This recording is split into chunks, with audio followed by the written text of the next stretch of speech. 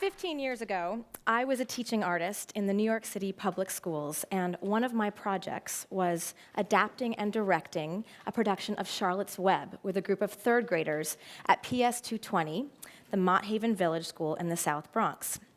As a way to begin our work together, I read aloud the first chapter from E.B. White's famous and beautiful book. As some of us may recall, the story begins with Fern learning that her father, Mr. Arable, is off to the hog house to kill the runt of the litter with his axe. "Please don't kill it," she sobbed. "It's unfair." Mr. Arable stopped walking.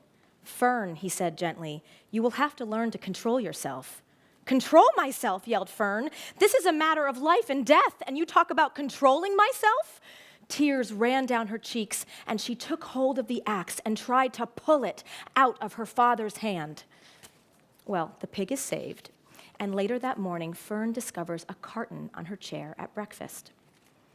As she approached her chair, the carton wobbled, and there was a scratching noise. Fern looked at her father. Then she lifted the lid of the carton. There, inside, looking up at her, was the newborn pig. It was a white one. The morning light shone through its ears, turning them pink.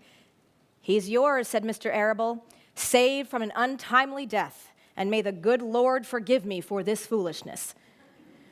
Fern couldn't take her eyes off the tiny pig. "Oh," she whispered, "oh, look at him. He's absolutely perfect."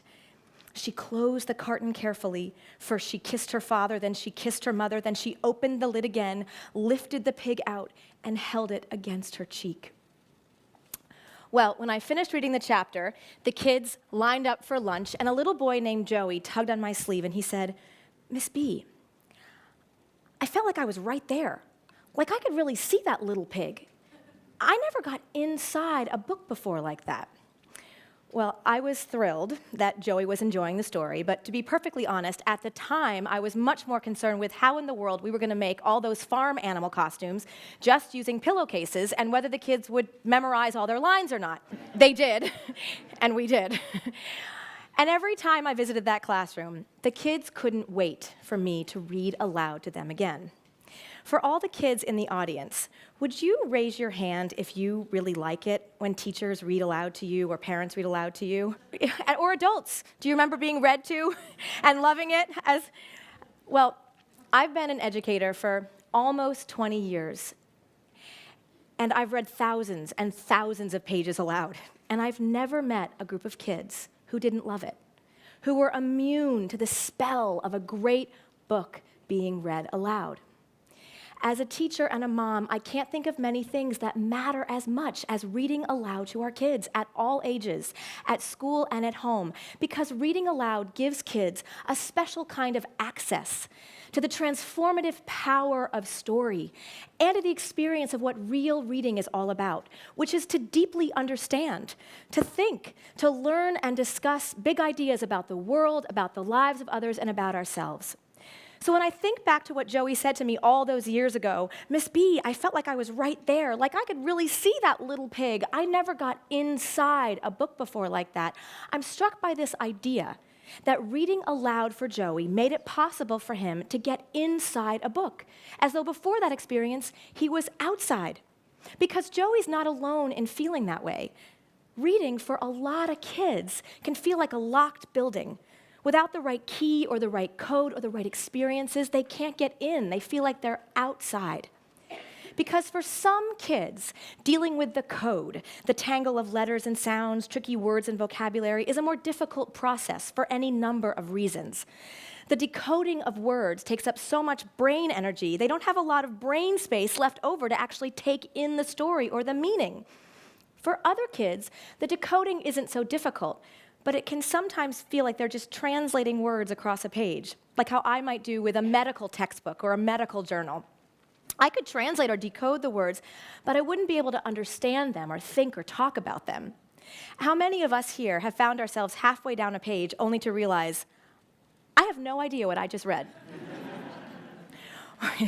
When teachers and parents read aloud, we do the decoding work. We deal with the print and the tricky vocabulary and words, and we free kids to think, so they can use all their brain energy to imagine the story and learn new information. So all children listening have access to the amazing reading party happening inside the building. And we want kids to get in the building and get to the party and stay there, even while they're still strengthening their decoding or comprehension or vocabulary muscles in books they can read on their own. Because even when kids are reading on their own, reading aloud to them has a tremendous impact on their independent reading lives. Because when kids go back to their own books, they know that words should come alive in their brains as they read. They know that real readers pause to wonder, think, ask questions. They know that real readers let the stories affect them, maybe even change them. Because the way that we stop and react to something that we read aloud gives us an opportunity to model compassion, to wonder aloud in a genuine way about a choice a character or a community made.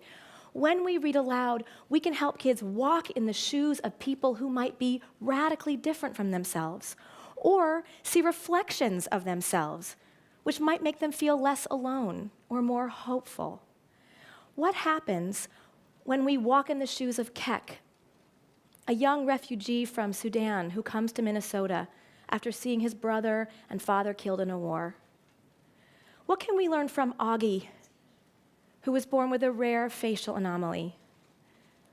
Or Delphine, who's 11 years old and goes to Oakland, California in 1968 to meet her mom for the first time, who's active in the Black Panther Party?